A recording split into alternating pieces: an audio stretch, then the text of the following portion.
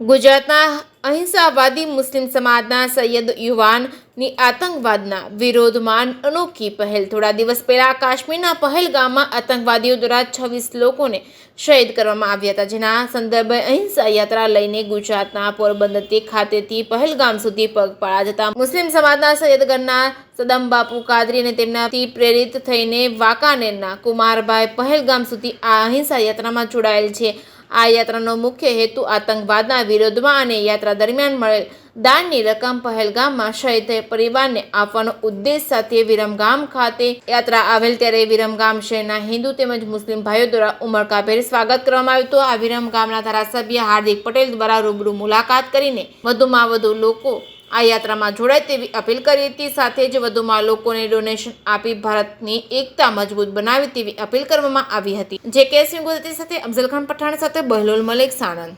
થોડા મહિના પહેલાં કાશ્મીરના પહેલગામમાં સમગ્ર માનવતાને શર્મસાર કરે એવી ઘટના આતંકવાદીઓ દ્વારા બની હતી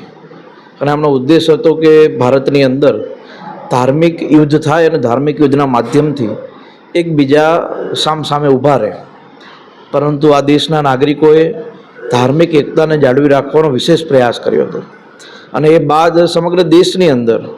આ માનવતાને જે શર્મસાર કરવાની ઘટના બની એના વિરુદ્ધમાં દરેક સમાજના ધર્મના લોકો મેદાને આવીને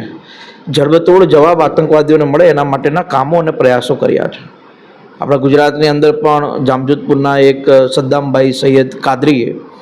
પોરબંદરથી લઈને છેક પહેલગામ સુધી અહિંસા યાત્રા કરીને સમગ્ર દેશની અંદર ને ખાસ કરીને આપણા ગુજરાતમાં એક સુંદર મજાનો સંદેશ આપવાનો પ્રયાસ કર્યો છે। ઓપરેશન સિંદૂર પણ આ દેશની અંદર એક એકતાનું બિંદુ બન્યું હતું અને એની અંદર સદ્દામભાઈ કાદરી છેલ્લા લગભગ 16-17 દિવસથી અલગ અલગ વિસ્તારોમાં પગપાળા યાત્રા કરીને લોકોને જાગૃત કરવાનું કામ, લોકોને એકજૂટ કરવાનું કામ અને એનાથી પણ વિશેષ એમનો એવો પ્રયાસ છે કે રાજ્યના લોકો જે પણ પોતાની અનુકૂળતા મુજબ ફંડ રાઇઝ કરે અને એ ફંડ જે પહેલગામમાં શહીદ થયા એ પરિવારોને મળે એવો એમનો એક સુંદર અને વિશેષ વિચાર છે। આજે વિરમગામ એ આવ્યા છે, અહીંયાના યુવાનો, મુસ્લિમ સમાજ હોય, હિન્દુ સમાજ હોય, બધા જ લોકોએ એમનું હૃદયના ભાવથી સ્વાગત કર્યું છે।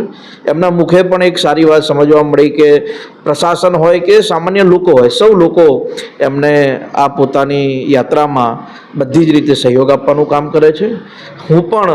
આપના માધ્યમથી હવે પછીનો જો યાત્રાનો રૂટ છે એમાં પણ ગુજરાતના લોકો એમને સહયોગ આપે, એમની સાથે જોડાય અને આ માત્ર એક ધાર્મિક ભાવના નથી પણ હિન્દુત્વની,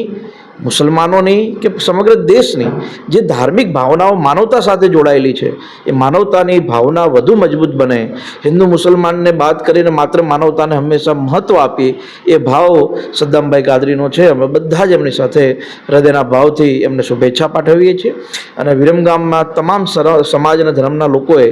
એમનું જે રીતે સ્વાગત કર્યું છે એ સાબિત થતું હોય છે કે જ્યારે પણ આતંકવાદી વિરુદ્ધની લડાઈ આવશે તો એમાં હિન્દુ અને મુસલમાન એક થઈને લડશે। આતંકવાદને કોઈ પણ ભોગે ભારત દેશ ઉપર હાવી નહીં થવા દઈએ એ ભાવ સાથેની આ યાત્રામાં અમે લોકો એમનું હાર્દિક સ્વાગત કરીએ છીએ અને જે કંઈ લોકો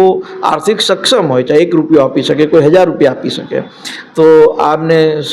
બારકોડના માધ્યમથી સ્કેન કરીને જે પણ કાંઈ એમને મદદ થાય કરજો, જેથી કરીને આપણે 27 જે શહીદ થયા છે પહેલગામમાં એ પરિવારોને નાની મોટી મદદ કરી શકે।